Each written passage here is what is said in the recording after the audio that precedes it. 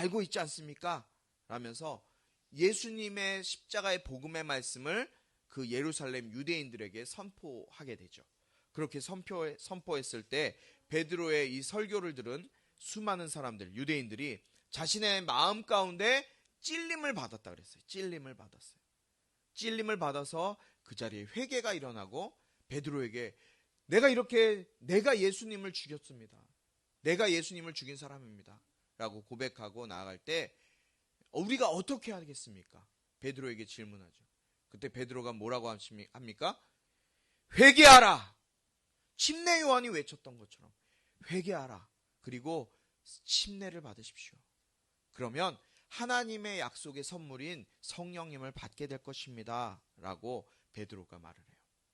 그렇게 베드로가 설교했을 때, 성령 받은 베드로가 설교했을 때 그 유대 땅에 있었던, 예루살렘 땅에 있었던 이스라엘 유대인들이 남자만 3,000명이나 되는 사람들이 그날 회개하고 침례받는 역사가 일어나게 돼요. 여러분, 그런 갑작스런 이런 불같은 역사가 우리 오늘 이 시간에도 일어나지 말라는 법이 없습니다. 여러분, 이 말씀을 기억하시면서 여러분들 소원했으면 좋겠어요. 우리 꿈꾸는 교회도 이렇게 갑자기 3,000명은 부흥하지 못하겠지만 부흥할 수도 있습니다. 여러분들 내가 부흥하게 해주세요. 나를 부흥시켜주세요. 나를 변화시켜주세요. 여러분들이 다짐하는 마음 가운데 소망하는 마음을 가지고 나가면 하나님께서 여러분들 만져주셔서 우리가 먼저 변화되면 변화된 우리를 통해서 하나님께서 수많은 영혼들을 다시 주님께로 되돌아오게 하실 줄 믿습니다. 오늘은 무슨 날이죠? 무슨 주일로 지켜요 우리가? 어린이 주일로 지키죠. 근데 다만 보니까 어린이날은 5월 5일 금요일이었어요. 내일은 어버이날이에요. 5월 5일 어린이 주일, 5월 14일 어버이 주일. 근데 또 5월 15일이 무슨 날이에요? 스승의 날이에요. 그럼 또 스승의 주일로 또 어떻게 해야 돼 이거? 너무 난감하더라고요. 그래서 오늘은 어린이 주일과 어버이 주일을 같이 지키자. 어차피 내일이 또 어버이날이니까. 그래서 어린이 주일과 어버이 주일을 오늘 같이 한꺼번에 우리 꿈꾸는 교회를 지키도록 하겠습니다. 그래서 우리 어린이 오늘은 좀 색다르게 어린이와 어른 이 부모에 대한 말씀을 좀 함께 나누길 원합니다. 어린이날은 누가 제정한 걸로 알고 있습니까, 여러분? 소파 눕는 소파가 아니라 호가 소파예요. 소파 방정환 선생님이 어린이들 인권을 위해서 어린이다운 삶을 우리 아이들은 살아가야 된다라는 그 기치 아래 이 아이들의 중요함을 아시고 제정을 하게 돼요. 1921년도에 보니까 아직이에요. 자, 아직이에요. 다 넘겨주세요. 다 나옵니다. 이따가. 자, 아직이에요. 1921년도에 아동이라는 이름으로 아이들을 불렸대요. 아동. 여기 아동이에요.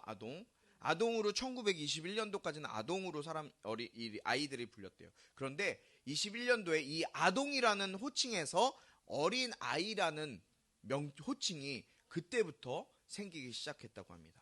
이게 뭐냐면 젊은이, 이봐 늙은이, 이봐 젊은이, 뭐 이런 젊은이 늙은이라는 단어들은 흔하게 쓰였는데 아동 이러면 좀 이상하잖아요. 그래서 어린이를 지칭하는 단어가 특별히 없었대요. 그 당시에. 그래서 그 대등한 늙은이와 젊은이와의 이런 대등한 언어로 어린아이를 이제 어린아이라고 해서 아이들을 부르기 시작했다고 합니다. 그리고 이제 나오면 됩니다. 1923년도 3월 달에 이 어린이라는 잡지가 처음으로 발간돼요. 자, 일인어가 아니라 당시에는 일본의 잔재가 있었기 때문에 이쪽에서 읽는 거예요. 왼쪽에. 일본 책도 이쪽에서부터 읽잖아요. 그렇죠? 그래서 이것도 똑같아요. 어린이 이렇게 읽는 거예요. 왼쪽에서부터. 오른쪽에서부터 이렇게 왼쪽으로. 일인어 아니에요.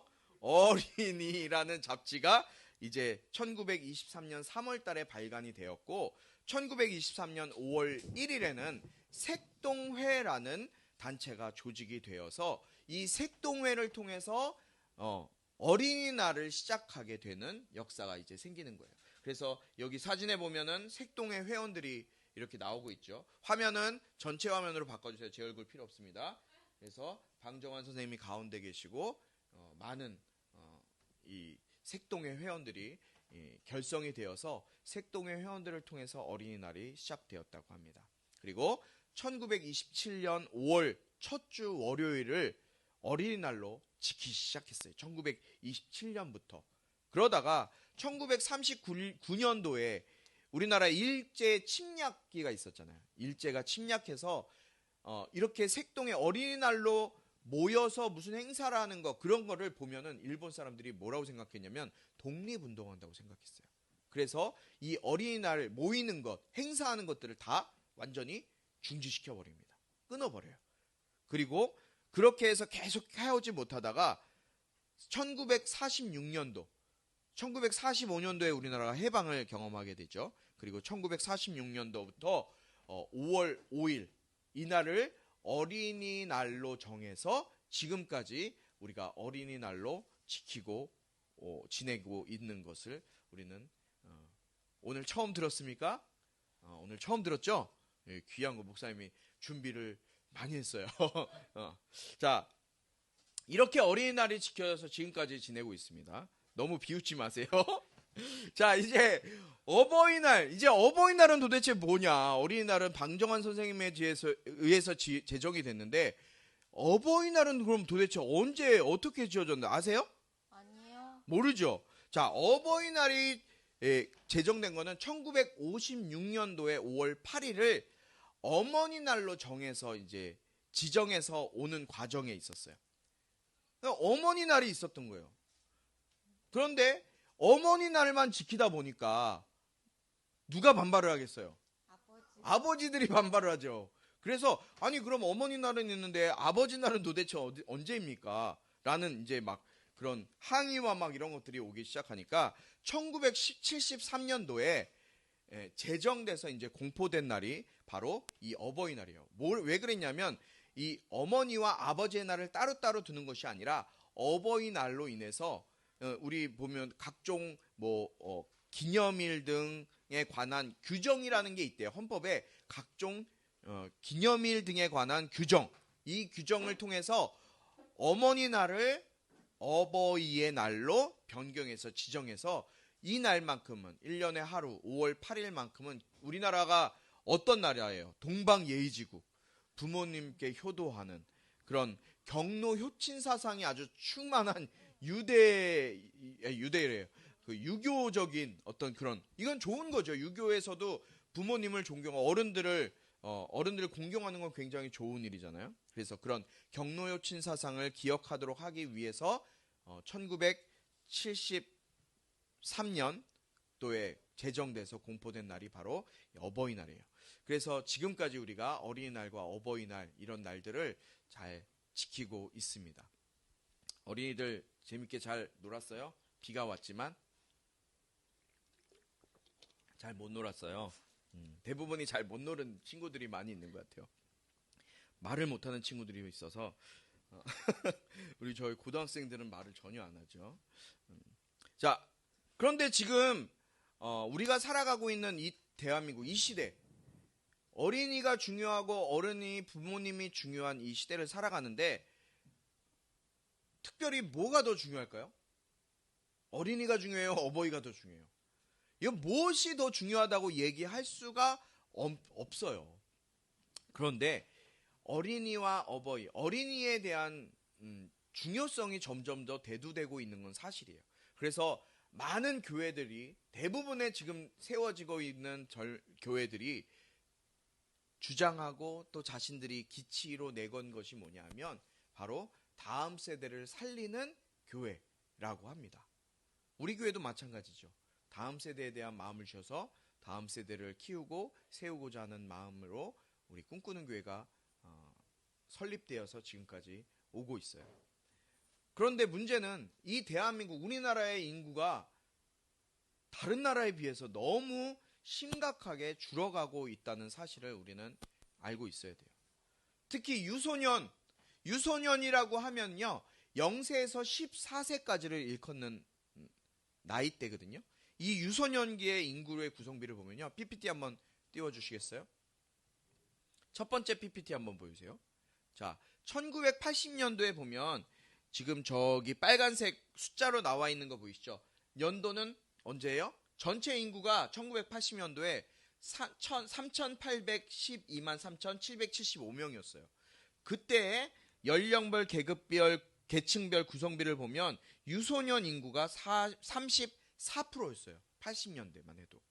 그런데 10년이 더 지나갔습니다. 90년. 90년대는 어떻게 됐어요? 여기 보니까 인구는 4,200만 명이 됐는데 유소년 인구는 25%로 줄었어요. 또 10년이 더 지났습니다. 2000년에 돌아왔어요. 2000년엔 인구가 4,700만 명이에요. 그런데 유소년 인구 비는 21.1%예요.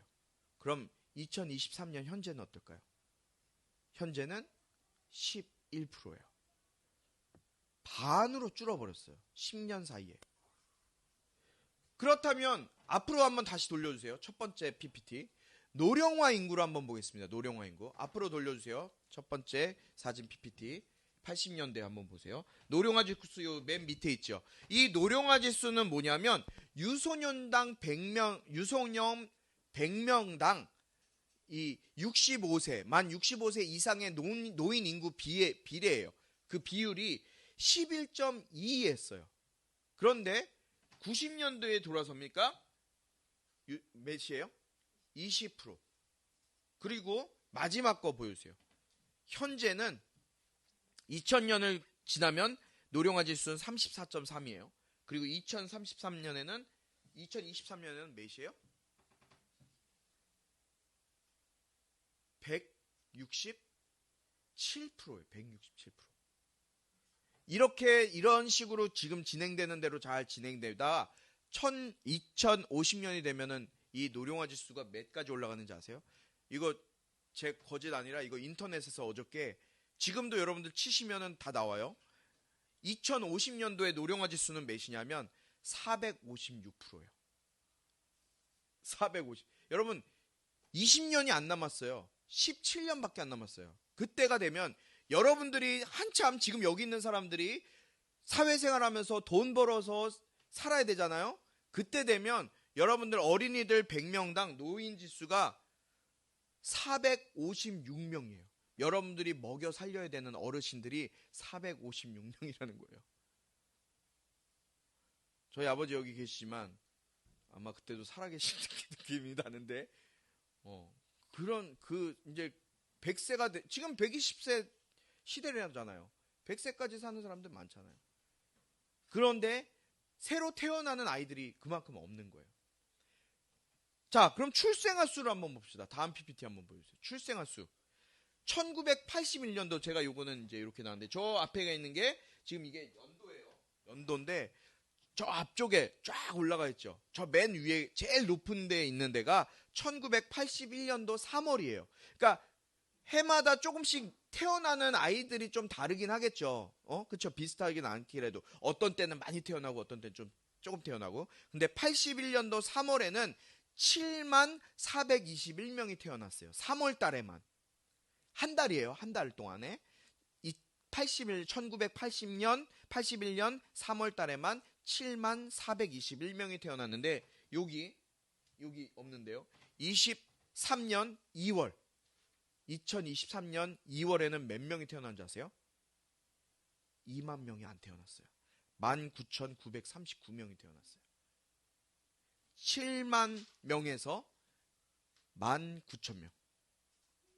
3분의 1이 줄어버렸어요. 상황이 이렇다 보니까 다음 세대들은, 교회들은 다음 세대를 외칠 수밖에 없는 시기가 와버렸다는 거예요. 이 다음 PPT 한번 보여주세요. 이게 마지막 PPT군요. 이 자료는요, 인구로 보는 대한민국이라고 여러분들이 인터넷에 치면은 뭐 몇 년도든 다 확인할 수가 있어요. 거짓말이 아니에요. 실제로 매년 인구조사를 하기 때문에 그 인구조사를 통해서 나온 수치예요. 자연히 줄어드는 아이들의 숫자. 특히 더 위험한 것은 코로나 이후에 사람들이 교회를 떠났어요. 코로나 때문에 교회로 나오지 않아요. 믿음으로 나오지 않고 있는 가나안 성도들. 가나안 성도가 뭔지 알아요, 여러분? 우리 학생들은 처음 들어본 친구들 많을 거예요. 가나안 성도가 뭔지 알아요? 가나안 성도 거꾸로 해보세요. 안 나가 성도예요. 교회 안 나가는 거예요. 교회는 다니지 않지만 자기는 크리스천이라고 이야기하는, 크리스천 배경 가운데, 나는 교회의 배경 가운데 예수님 믿는 가정의 뭐 환경이나 백그라운드가 나는 예수님을 믿습니다 라는 그렇게 이야기하는 사람들을 가나안 성도라 그래요. 우리 하나님께서 약속하신 가나안 땅을 들어가는 성도가 아니라 교회를 안 나가는 성도를 가나안 성도라고 하는데, 그 성도의 비율이 지금 몇 명이냐? 지금 2022년도에 조사한 결과에 따르니까 226만 명이에요. 우리 교회 출석하는 교인의 숫자, 이제 각 교회들이 이제 교인의 몇 명의 교회를 다닙니다라고 이걸 다 이제 등록을 하거든요. 그거를 총 조사한 한국교회 이 총연합회에서 조사한 거에 따르니까 교회 출석하는 출석 인원이 545만 명이래요. 그런데 이것도 아직 아니에요. 지금은 안 나가는 성도가 많기 때문에. 여러분, 500만 명이나 되는 교인 중에 226만 명이 교회를 나가지 않고 있어요. 부모님이 교회를 나가지 않으니까 아이들 역시나 교회를 가지 않아요. 이렇게 점점 더 인구도 줄어가고 있는데 교회도 줄어가고 있고 예수님 믿는 사람들도 줄어가고 있는 이때에 목사님이 왜 이렇게 교회 인구수, 세상 사람들의 인구수, 또 교회의 인구수를 여러분들에게 말씀드렸을까요? 지금 우리가 살아가고 있는 시대를 우리가 분별하고 이 시대 가운데 하나님께서 우리 꿈꾸는 교회와 이 시대 교회 가운데 주신 사명은 그럼 과연 무엇이냐? 오늘 어린이날, 어버이날을 맞이해서 우리의 사명을 좀 발견하는 시간이 됐으면 좋겠어요. 주님의 음성을 듣는 시간이 됐으면 좋겠어요. 오늘 본문 말씀은 에베소서 6장 1절에서 4절까지 말씀이에요. 우리 함께 에베소서 말씀을 함께 찾아보도록 하겠습니다. 에베소서 6장 1절에서 4절까지 말씀. 이 말씀은 살아계신 하나님 말씀입니다. 제가 먼저 한 절 읽고 여러분들이 한 절 읽고 교독하도록 하겠습니다. 자녀들이여 주 안에서 부모에게 순종하십시오. 이것이 옳은 일입니다.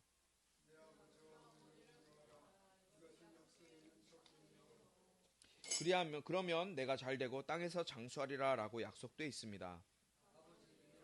여러분의 자녀들을 노엽게 하지 말고 주의 교훈과 훈계로 양육하십시오. 아멘. 오늘 본문에 보니까 먼저 1절에 자녀들에게 권면을 하고 있어요, 바울이.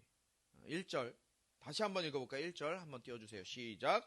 자녀들이여 주 안에서 부모에게 순종하십시오. 이것이 옳은 일입니다. 자, 뭐 하라고요? 자녀들이여 부모에게 어떻게 하라고요? 순종하십시오. 여러분, 저부터 회개합니다. 저도 순종 잘 못했습니다. 그러나 오늘 바울 사도는 에베소 교회를 향해서 부모에게 순종하라고 말씀하고 있어요. 그런데 어떻게 순종하냐? 어떻게 부모에게 순종해야 되느냐? 세상 사람들은 순종하지 않을 수 있지만 예수님을 믿고 하나님의 말씀 안에 거하는 사람들은 주 안에서 부모에게 순종하라고 말씀하고 있어요. 주 안에서. 10계명 중에 5계명 무슨 계명이에요? 내 부모를 공경하라.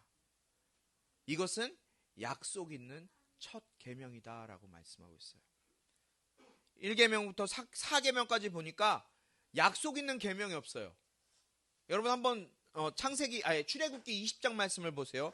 출애굽기 20장에서는 10계명이 쭉 기록되어져 있거든요. 첫 번째 모세가 받은 돌판, 그 돌판에 기록되어 있는 10계명이 쭉 기록되어 있는데 1계명부터 4계명까지는 나 외에 다른 신을 내게 두지 말지어라. 이런 10계명 이 말씀 가운데 약속을 주신 계명은 없어요. 그런데 이 5계명 내 부모를 공경하라 이 계명 끝에는 약속이 주어지는데 그 약속이 어디냐? 3절에 기록되어 있어요. 3절 말씀 함께 띄워주세요. 3절 말씀 함께 있습니다. 시작. 그러면 내가 잘되고 땅에서 장수하리라 라고 약속돼 있습니다. 여러분, 이거는 하나님의 약속이에요. 부모에게 순종하는 것, 그렇게 순종할 때 어떻게 한다고요? 하나님께서 약속을 주시는 거예요. 어떤 약속이요? 네가 잘되고 땅에서 장수하리라. 하나님께서 네가 잘된다 그러는 것은 어떤 의미일까요? 돈을 그냥 돈을 많이 번다는 의미일까요? 아니면 좋은 학교 간다는 의미일까요? 아니요. 하나님께는 여러분 한 사람 한 사람이 어느 학교 가든 어떤 일을 하든 관심 없어요. 잘 기억하세요. 여러분이 무슨 공부를 하든 어떤 일을 하든 하나님은 여러분에게 관심 없어요. 그러나 하나님이 관심 있는 것은 나를 통해서 하나님이 영광 받으신 일이 있다면 하나님은 그 사람에게 관심이 있어요. 제가 누누이 말씀드립니다. 하나님, 내가 좋은 학교 갈 거예요. 어저께 우리 학생부 예배 드리면서도 말씀드렸어요. 좋은 학교 가고 싶어요. 왜요? 좋은 대학 가려고요. 좋은 대학 가서 뭐 하려고요? 좋은 직장 가서 돈 많이 벌려고요. 돈 많이 벌어서 뭐 하려고요? 죄 지으려고요? 여러분, 그 목적이 뭐냐는 거예요. 내가 돈 많이 벌고 좋은 학교 가고 좋은 직장 가기 위한 목적이 뭐냐는 거예요. 나를 통해서 내가 좋은 학교고 좋은 직장에 들어가서 하나님의 영광을 위해서, 하나님의 나라를 위해서 내가 쓰임받기 원해요 라는 그 마음이 있다면 하나님은 그 사람에게 관심이 있지, 그 사람이 공부하는 것, 그 사람이 돈 버는 것, 그 사람이 어느 학교 가는 것, 하나님에게는 관심 없어요. 저는 오늘 다음 세대인 여러분들에게 부탁드립니다. 네가 이 땅에서 잘 되고는 하나님이 보시기에 좋은 모습이에요. 세상이 보기에 좋은 모습이 아니에요. 이 세상의 주관자는 악한 사탄 마귀예요. 그 사탄 마귀는 내가 잘 되기를 원해요. 그런데 하나님은요, 나를 통해 하나님이 잘 되기를 원하시는 거예요. 결국 하나님을 높이면 내가 높아지는 거예요. 내가 높아지려고 노력하는 것이 아니라 하나님을 내가 높이려고 노력할 때 하나님께서 나를 높여주시는 거예요. 우리는 많은 사람들의 간증을 들을 수 있어요. 여러분, 하나님의 약속 있는 계명은 내 부모를 공경하는 거예요. 부모님께 순종하는 거예요. 그것도 어떻게 해요? 주 안에서, 예수님의 안에서, 예수 안에서 하나님 부모님의 말씀에 순종할 수 있는 여러분이 되길 바라요. 자녀들의 할 일은 부모를 공경하는 일이에요. 부모님의 말씀을 잘 듣는 거예요. 부모님의 마음을 기쁘게 하는 것이, 그것이 공경하는 거예요. 제가 몇 번 말씀드렸죠. 저는 저희 어머니가 목회자가 되기를 원하셨어요. 저는 아니었어요. 저는 절대 그 길 가지 않겠다고 했어요. 도망 다니고 내가 살고 싶은 대로. 목사님 말씀했잖아요. 돈 많이 벌었어요. 나름대로 현찰로 막 돈 많이 가지고 혼자 막 흥청망청 쓰고 즐겁게 행복하게 잘 살았어요. 그런데 마음에 항상 곤고함이 있었어요. 그때 부모님, 우리 어머니의 말씀을 평소 같았으면은 막 화를 내고 짜증냈을 텐데 하나님이 준비를 시키시더라고요. 기도원 가서 한번 기도해보고 와라. 그 기도했던 그것이 저를 이 자리까지 있게 했던 것 같아요. 하나님, 부모님의 말씀에 순종하는 것, 기도하는 부모님의 말씀에 특별히 순종할 수 있는 여러분 되길 축복합니다. 싫어요라고 하는 것이 아니라 네라고 대답할 수 있는 저와 여러분이 되길 축복합니다. 특히 예수님 안에서 순종하는 것, 즉 예수의 이름으로 순종하는 것이 필요해요. 여러분, 우리가 자라면서 경험해야 될 가장 중요한 것이 뭔지 아세요? 여러분들이 자라가면서 경험해야 될 가장 중요한 것, 그것은 바로 사랑이에요. 사랑. 누가복음 2장 52절 말씀, 우리 오늘 본문의 또 다른 본문 말씀이에요. 함께 읽습니다. 시작. 그리고 예수는 지혜와 키가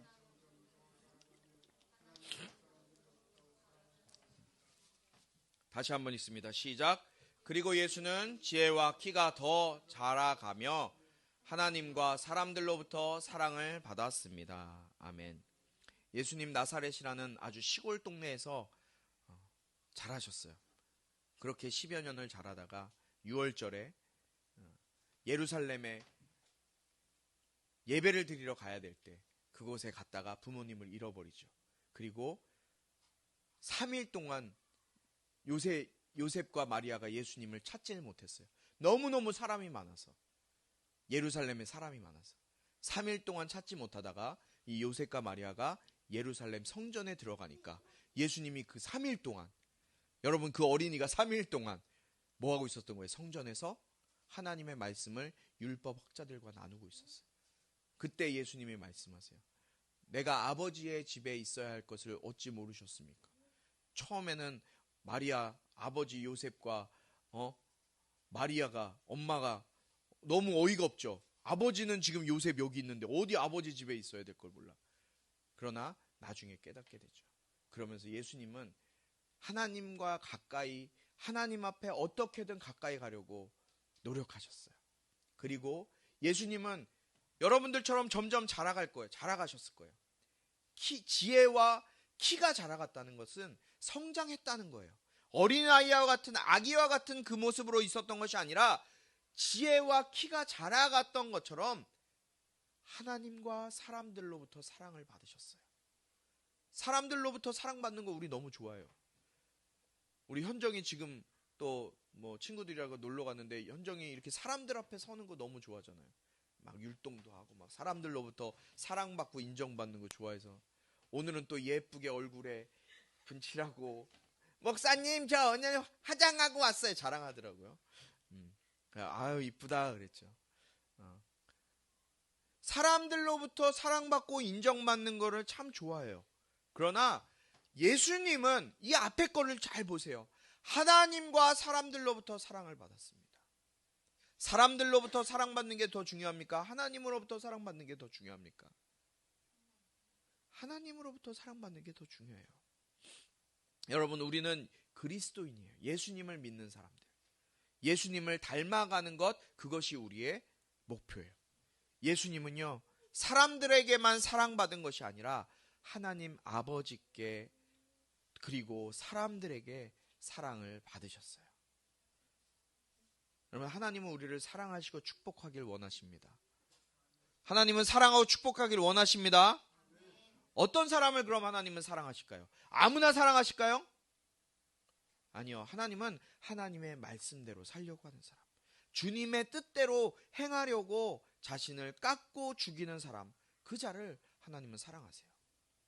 그런데 말씀과는 상관없이, 교회와는 상관없이 그냥 살아가는 사람, 하나님은 아무 관계없고 하나님의 관심에는 전혀 없는 사람이에요.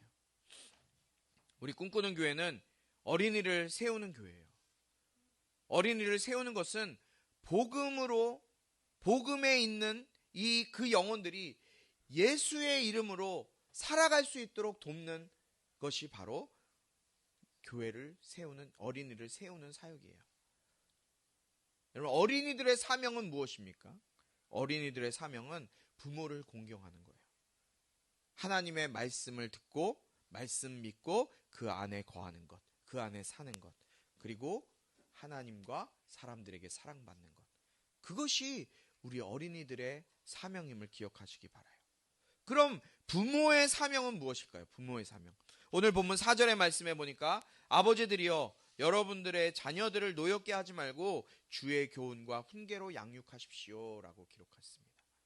아버지들이여, 부모들이여 여러분의 자녀들을 노엽게 하지 말고, 먼저는 노엽게 해서는 안 돼요. 부모의 사명 가운데 하나는 자녀를 노엽게 하지 말라는 거예요. 노엽게 한다는 것은 뭐예요? 마음에 갈등을 주고 마음에 어려움을 만들어내는 것, 그렇게 하지 말라는 거예요. 누가 그럴 수 있다는 거예요? 부모가 그럴 수 있다는 거예요. 그런데 더 중요한 것은 무엇이냐? 더 중요한 것은 그 뒷말씀이에요. 뒤에 말씀 한번 크게 띄워주세요. 화면도 바꿔주세요. 네, 4절입니다. 4절입니다. 앞에요, 앞에. 네, 아버지들이여 여러분 자녀들을 노엽게 하지 말고 주의 교훈과 훈계로 양육하십시오. 뭐라고요? 주의 교훈과 훈계로 양육하라. 이게 무슨 뜻일까요? 자녀들을 양육할 때는 그냥 내 감정에 따라서, 내 화난 내 상태에 따라서 양육하는 것이 아니라 하나님의 말씀에 비추어 보아 교훈과 훈계하라는 거예요. 저도 사실 어려워요. 주님의 말씀에 따라서 교훈과 훈계하는 거 쉽지 않아요. 지금 여기 막 전쟁이 났어요. 지금 서로 막 찌르고 난리가 났어요. 저도 마찬가지예요. 저도 하나님의 말씀으로 양육하고 훈계하는 거 쉽지 않아요. 그러나 우리가 그렇게 하려고 노력해야 된다는 거예요.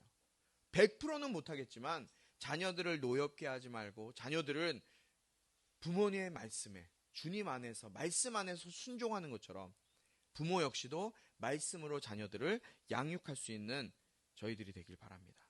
보통 세상적인 방법, 세상적인 교훈으로 양육하는 것, 이게 보통이잖아요. 그러나 자녀들 양육에 있어서 가장 중요한 것은 하나님의 말씀으로 훈계하고 양육하는 것이 너무너무 중요하다는 거예요. 여러분들 여기 윤석이도 그렇고 지한이도 그렇고 연희도 그렇고 다 시집가고 장가갈 거예요. 나중에 시간 되면. 그때 여러분들은 어떻게 자녀들 양육하겠어요? 하나님의 말씀으로 양육하시길 축복합니다.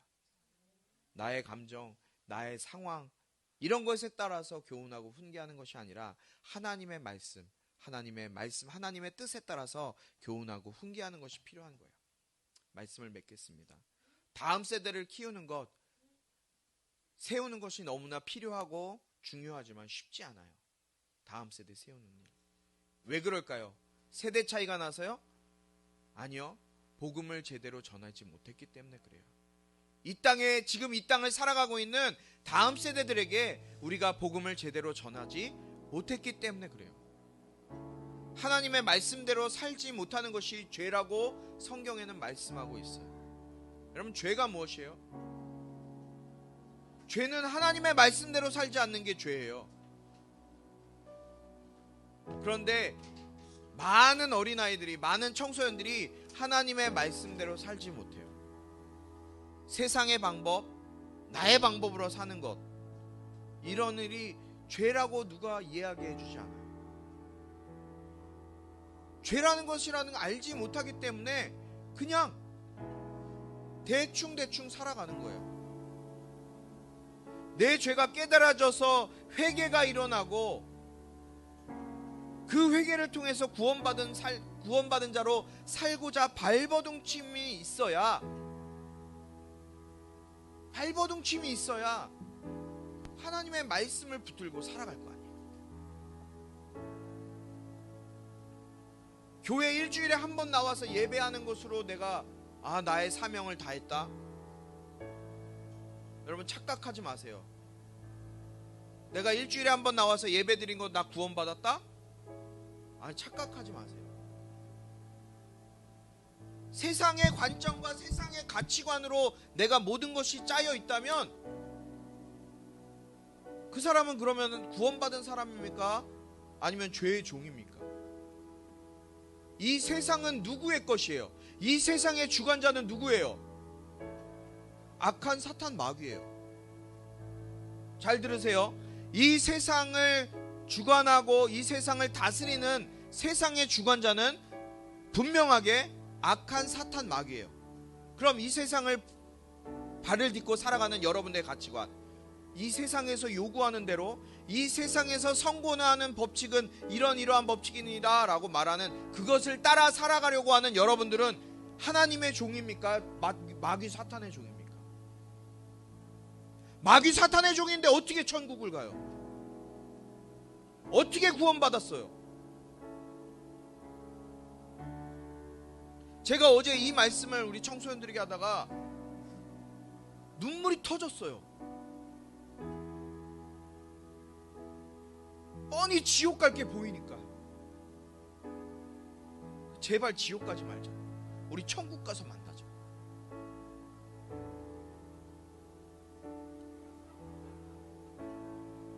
바울은요, 로마서 12장 2절에 이렇게 말씀하고 있어요. 함께 있습니다. 시작.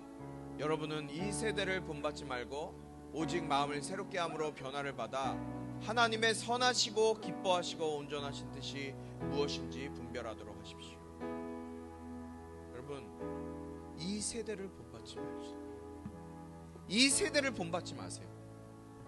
베드로가 마가복음 사도행전 2장에서 얘기했던 이 환난한 세대, 혼탁 가운데 있는 세대, 이 세대를 따르지 마십시오. 베드로가 처음에 이야기했어요. 회개하십시오 말하기 전에 이 세대를 본받지 말라고 얘기했어요. 바울도 역시 마찬가지로 이 세대를 본받지 말라고 했어요. 그러나 우리는 다 이 세대를 본받으며 살아가요. 여러분 어떻게 사시겠습니까? 무엇을 바라보며 사시겠습니까? 이 세대를 본받지 말고, 이 세상에서 성공이라고 이야기하는 것, 좋은 직장, 좋은 학교, 좋은 백그라운드 갖고 있는 것, 그게 더 중요할까요?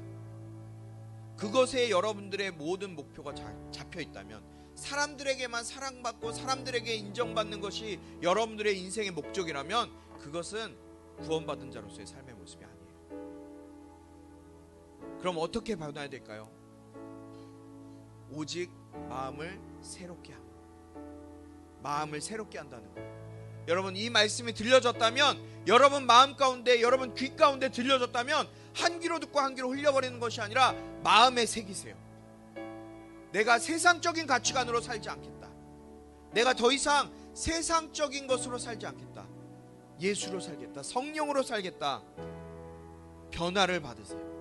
그 변화가 이젠, 지금까지는 내가 내 육신을 통해서 육신 가지고 살았지만 이제는 내가 육신으로 살지 않고 내가 성령으로 살겠습니다. 성령의 붙들림 가운데 살겠습니다 라는 고백이에요. 여러분 마음의 변화를 받아 새롭게 함으로 변화를 받으시기 바랍니다. 그 변화는 바로 여러분 통해서 여러분이 결단하고 여러분이 성령 가운데 붙들림 받아서 하는 게, 그것이 바로 여러분 새롭게 함으로 변화를 받는 삶. 오늘 어버이날, 어버이 주일, 또 어린이 주일, 이 시간 여러분들에게 선포되어진 이 말씀, 이 죽어가는 다음 세대 살아날 방법은 하나예요. 회개하고 이 세대 본받지 말고 마음을 새롭게 함으로 변화를 받아 주님이 선하시고 기뻐하신 뜻이 무엇인지 분별하여 아는 것. 어떤 일을 해야 주님이 기뻐하실까? 나를 통해서 내가 어떤 일을 해야 주님이 원하시는 일일까? 그것을 따라가 사는 삶, 분별할 수 있는 삶, 그 삶을 살아가는 저와 여러분 다 될 수 있길 주님의 이름으로 축복합니다. 우리 같이 오늘 이 말씀 기억하면서 좀 기도했으면 좋겠어요. 주님, 내가 이 세상의 가치관, 세상적인 세속적인 것에만 눈이 멀어서 이 세상만 바라보고 살아갔다면 우리의 눈을 바꿔주시옵소서. 주님이 기뻐하시는 뜻, 주님의 선하시고 기뻐하신 뜻, 온전하신 뜻이 무엇인지 분별할 수 있는 지혜를 우리에게 허락하여 주시옵소서. 그 뜻을 향하여 살아가는 우리가 되게 하여 주시옵소서. 주여, 세 번 부르시고 함께 기도합니다. 주여, 주여, 주여. 아버지 하나님 감사합니다. 아버지 하나님, 우리가 이 세상의 관점과 세상의 눈을 바라보며 살아갔던 우리의 모습들을 주님 용서하여 주시옵소서. 내가 주님 이 세상을 바라보지 않게 하시고 아버지 하늘 바라보며 아버지 하나님께서 기뻐하시는 뜻, 주님이 원하시는 뜻, 주님이 온전하게 하시는 뜻이 무엇인지 그 뜻을 분별하여 성령 충만한 가운데 살아갈 수 있는 우리 한 사람 한 사람 될 수 있도록 우리를 붙드시고 인도하여 주시옵소서. 아버지 하나님, 이 다음 세대들을 살리기 위해서 우리 꿈꾸는 교회 세우시고 우리 부모님을 순종하기 위해서 우리를 부르셨사오니 우리를 통해서 아버지 하나님, 이들이 주님 믿음 안에 서게 하시고 주님 기뻐하신 뜻을 향하여 나아갈 수 있는 다음 세대들 다 되어질 수 있도록 아버지 하나님 붙드시고 인도하여 주시옵소서. 이들이 변화받기 원합니다. 새롭게 되어지기 원합니다. 아버지 하나님, 성령을 부어주시옵소서. 성령으로 기름 부어주시옵소서. 말씀이 들려질 때 이들의 마음 가운데 찔림이 일어나게 하시고 회개가 일어나게 하시고 성령이 기름 부음 같이 아버지 이들 가운데 부어져서 아버지 말씀을 들은 이들의 마음이 주님 변화되어 내가 무엇을 해야 되겠습니까? 주님, 내가 무엇을 해야 됩니까? 아버지 하나님, 주님의 뜻을 찾고 주님의 뜻 가운데로 나아갈 수 있는 아버지 모든 모든 성도들을 믿고 아버지 하나님 인생 가운데 찾아오시고 이들의 마음을 부어주시옵소서.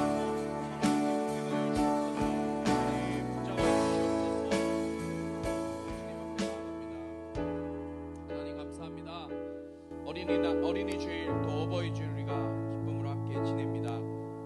이 다음 세대 다 무너져가고 주님을 떠나는 이때에 아버지 하나님, 하나님을 믿고 예수의 제자로 살아가기로 작정하여 주님 앞에 나온 이 영혼들, 아버지 하나님, 이들을 먼저 변화시켜 주시옵소서. 마음을 새롭게 하여 주시옵소서. 변화되게 하여 주시옵소서. 성령 충만케 하여 주시옵소서. 먼저 이들 안에 있는 죄악된 것들, 아버지 하나님, 누구에게도 이야기하지 못하고 해결하지 못했던 이들 안에 있던 각자에게 마음속에 있던 더럽고 저주받은 모든 악한 것들, 그것들이 깨달아지게 하시고 주님 앞에 다 내려놓고 회개하고 예수로 새롭게 변화될 수 있도록 아버지 하나님, 이들을 붙잡아 주시옵소서. 주님, 이들의 인생이 주님 보시기에 귀한 인생입니다. 주님 축복받을 인생입니다. 아버지 하나님, 이 영혼들 한 영혼 한 영혼 주님께서 축복해 주시고 예수의 이름 붙들고 예수의 이름 의지하여 아버지 하나님, 이 고난, 이 험난한 세상, 이 세상을 본받지 않고 주님의 나라 위하여서, 주님의 뜻을 위하여 그 나라 바라보면서 살아갈 수 있는 우리 꿈꾸는 교회 모든 친구들 될 수 있도록 인도하여 주시옵소서. 오늘 빈손으로 나오지 아니하고 주님 앞에 귀한 예물 정성스럽게 드린 손길들이 있습니다. 아버지 하나님, 이들의 헌신과 수고 기억하여 주시고 이 예물이 쓰여지는 곳곳마다 하나님을 알지 못하고 하나님 죽어가는 영혼들, 예수님 없이 죽어가는 저들에게 예수 십자가의 복음 증거되어 영혼 살려낼 수 있는, 영혼의 때를 준비할 수 있는 축복의 전도의 통로가 되어 수 있도록 사용하여 주시옵소서. 예수 그리스도의 은혜와 하나님 아버지의 극진하신 사랑과 성령의 감화 감동 치유 회복 세워주심의 은혜가 이 시간 이 세상을 본받지 않으며 하나님을 따라, 말씀을 따라 순종하여 부모님께 순종하고 하나님께 또 사람들에게 사랑받기로 작정하여 나아가는, 다짐하여 나아가는